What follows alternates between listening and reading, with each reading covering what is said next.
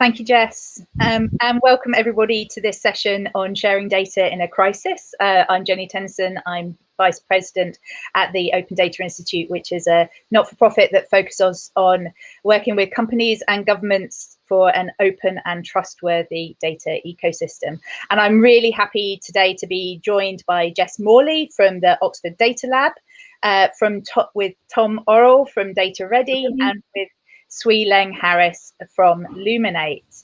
So it hardly needs saying that we're in the middle of an unprecedented worldwide crisis caused by the coronavirus, and it's not likely to be our final crisis either. We have a recession to look forward to, and then the longer term global disaster that is the climate emergency.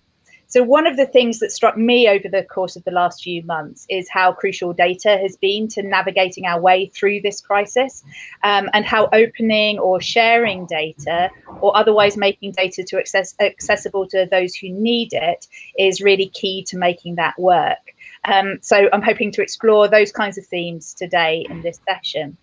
So to kick us off, I'm going to go through the panelists and ask you to briefly introduce yourselves and just share with us one example of where you've seen data being made available in new or interesting or important or even troublesome ways in the effort to tackle COVID-19.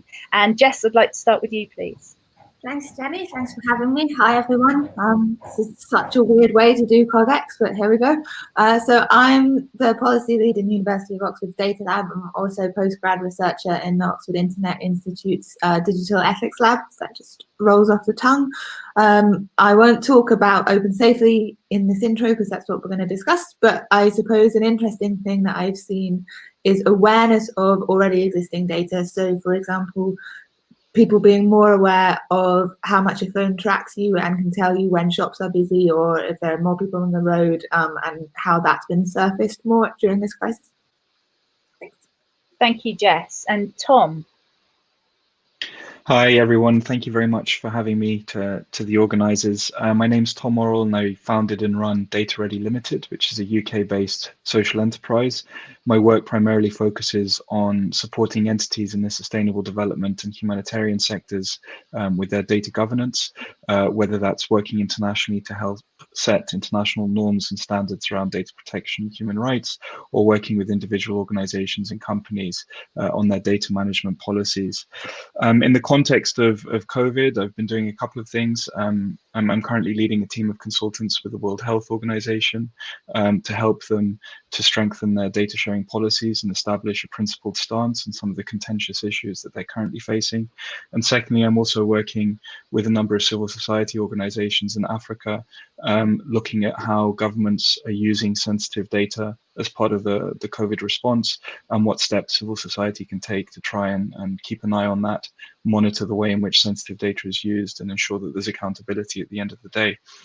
In terms of reflections on data use within COVID, there are many.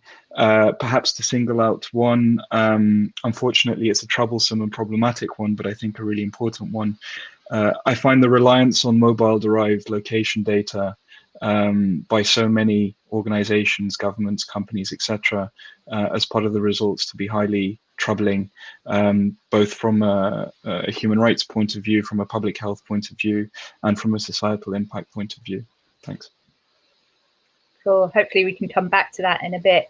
And Swee Leng, your intro.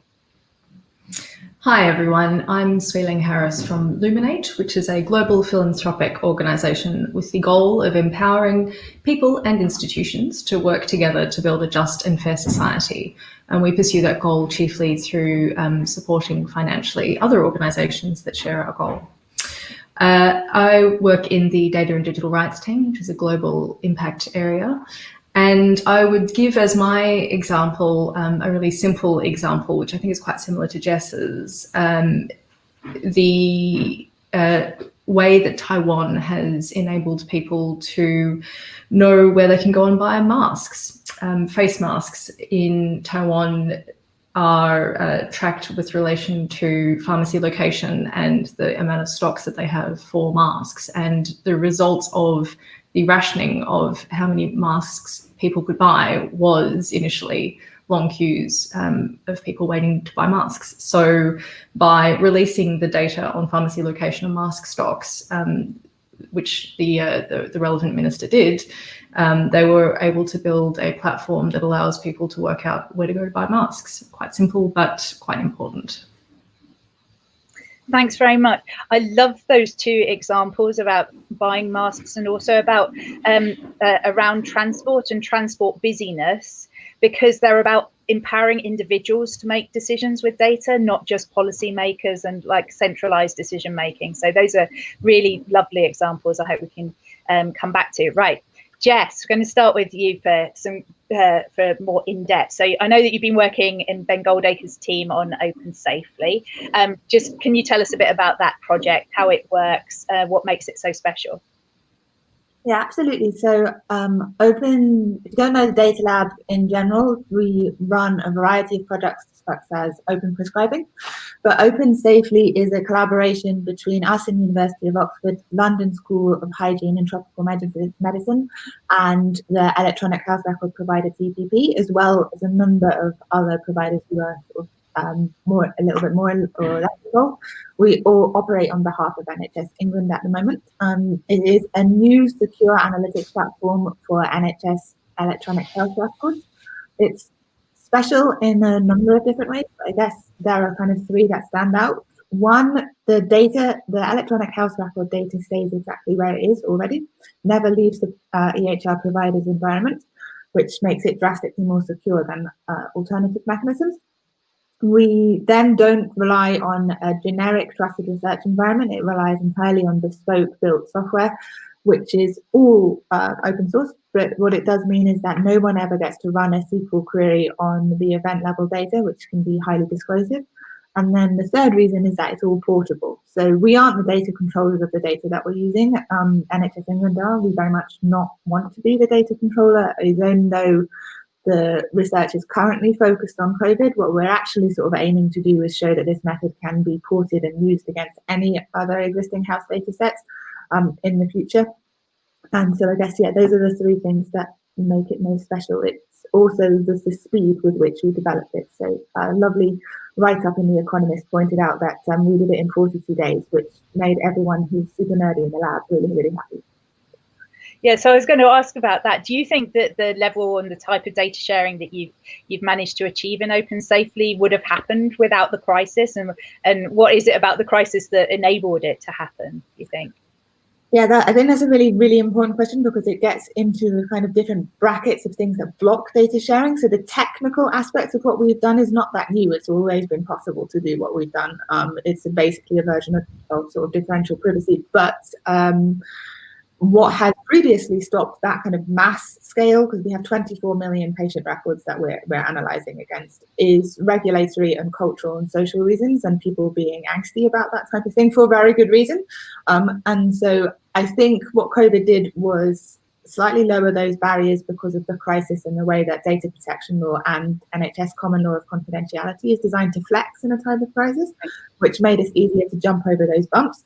But I think it's going to be more interesting to see whether, because we've, with a technical fix, solved some of the social cultural issues, there'll be a shift in the way that goes forward.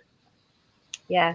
And it's that kind of what does this mean going forward? What does this mean for the platform, but also for data sharing more generally, which I think we need to keep our eyes on, right, during this time. I'll come to Tom now. So obviously that's a platform that very much is focused in the UK, but this crisis isn't a local one. So taking a more international view, what do you think is the role of government and intergovernmental organisations in helping get data to the people that need it through this? Thanks, Jeni. Really interesting example, Jess, and really interested to hear more about that as the discussion goes on as well. From an international perspective, I think the roles are varied and context always matters, and that's a theme I think that will be repeated quite often. But to highlight some of the issues, I think it's important to recognize at the outset that trans-border data sharing is problematic at the best of times, given the absence of an international treaty that sets ground rules on how countries and states should operate. The data sharing landscape from a regulatory and legal view globally is very fractured. And given political trends at the moment towards greater isolationism, a retreat of multilateralism, and now the COVID crisis, cross-border data flows have perhaps never been more contentious. You just need to look at some of the arguments and debates which are raging globally. Within that context, the role of international organizations is quite interesting. I think some international organizations are doing a very good job of being arbiters of data and creating platforms and creating access to data sets, which can be very valuable and helpful in helping to fight the crisis. Others are struggling a bit more. And the closer to the crisis, the more contentious they become. So the World Health Organization, for instance, I think is caught in the middle of a political maelstrom internationally at the moment, where a number of different countries have very different expectations on what the organization should and shouldn't be doing. In an ideal world, perhaps it should be the arbiter of good quality and high integrity data and be able to release that openly for people. And I think within the organization, they certainly want to move in that direction. But then they're hampered by political moves by certain countries. So think, for instance, about the United States' recent withdrawal from the organization in the midst of a pandemic. That will have repercussions on the ability of the organization to project authority, including in relation to the integrity and trustworthiness of its data as it's released, because that's now being undermined by political actors. So I think that it's really important to keep those considerations in mind when you think about things cross internationally, as it were. And the other kind of international organizations that we see getting involved are, of course, big tech companies, which operate all over the world and gather data about many of us all the time. And so we've seen a number of non-traditional sources. So the mobility data from Google, from Apple, Facebook data, all making data publicly available. Is that something that you think we should be welcoming, or how should we be handling that? Crikey, it's a big question. Well, again, I think context matters hugely here. And just to think back to the example that that was given earlier on about Taiwan opening up data about the availability of masks, for instance. And I think logistical data like that around PPE is a good example where, at least in localized context, it can be really helpful. So that kind of privately held administrative data, as it were, the logistical data that they hold, opening that up to the extent that it's safe to do so, I think is helpful. But again, it's not untouched by politics. If we think not too long ago, there were huge debates internationally as well about the availability of PPE, what countries should have priority access to it, et cetera, et cetera. So by opening up even that logistical data, it becomes another point of contention as markets then vie for access to those scarce resources. I think more broadly, to the point of the role of tech companies, again, we'll come back to this, I'm sure. For me, if we take the example of contact tracing apps, for instance, I think that highlights three primary concerns that I have about their role in a public health emergency. The first relates to efficacy. We know that a high proportion of COVID patients are asymptomatic, and the WHO yesterday just released new research that indicates that asymptomatic patients can still transmit the virus. When you take that into account and couple it with the fact that you need to have about 60 to 65% of a population uptaking a contact tracing app, and the fact that the only way to effectively follow up with these tools is to then have an effective track and trace system, I think it casts doubt over the efficacy of the app on its own. I think where we've seen these apps work very well in contexts like Singapore and South Korea is where they are backed up by that really rigorous public health regime. The second and third components relate more to the rights implications. On the one hand, the effect on individual rights. I won't dwell on this because it's well covered generally. I think suffice to say that it's a very dangerous precedent if we start using location data to do things in ways which were not envisioned when the technology was established. And I certainly think, for instance, that it sets a dangerous precedent to start tinkering with the OS layer of the stack and embed the ability to trace people at that level, even if it can then be undone. I think the precedent it sets is very dangerous. Finally, and perhaps most concerningly for me, I think is the societal impact of delegating what are essentially public health functions to technology companies which have no experience of managing public health functions. Disease surveillance is a very complex public health function. It's nothing new. It's been around for a very long time. But I think that we should think very carefully before we delegate authority to technology companies to undertake core disease surveillance tasks when they lack a public mandate and public accountability and authority a lot of the time. So I think while there are opportunities, there are also big concerns, and we need to have a careful think about how to manage that. Cool. Thanks, Tom. And perhaps we can dig into that a little bit more with you, Swee Leng. So we've focused, I think, on some of the positive aspects of sharing data and increasing access to it through the crisis. But there are obviously downsides as well. Where have we seen like data sharing and access go wrong during the COVID-19 crisis, and where might it go wrong? Thanks very much. I think, following on very much from Tom's observations, context really does matter. So I think the phenomenon that we're beginning to see where surveillance of people's activities and use of location data is being used as a proxy for whether someone is risky or not could get quite problematic in terms of people's rights and freedoms quite quickly.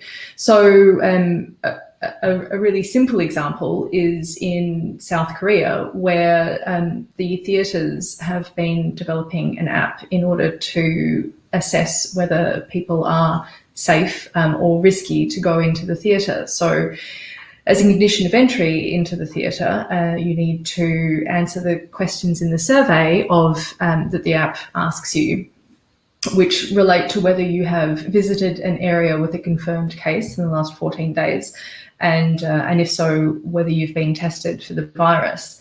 So just taking that fairly crude location proxy as an indicator of whether someone might have the virus or not could potentially lead to a risk of redlining certain areas in certain communities. And when I say redlining, I am aware, obviously, of the historical context in the US, where certain communities were redlined, and predominantly Black communities have been redlined and not able to access certain services, not able to access credit, and generally has exacerbated inequalities.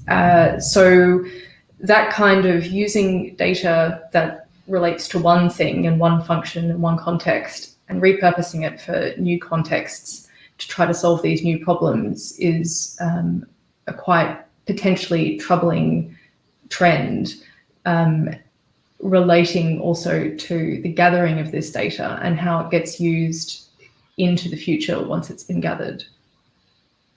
Yeah, it's one of those things with data, you kind of don't know what the future might hold and how it might be matched up with other data and who might get hold of it, and being that makes us very cautious right now about what we should be sharing, or it should make us cautious right now about what we should be sharing.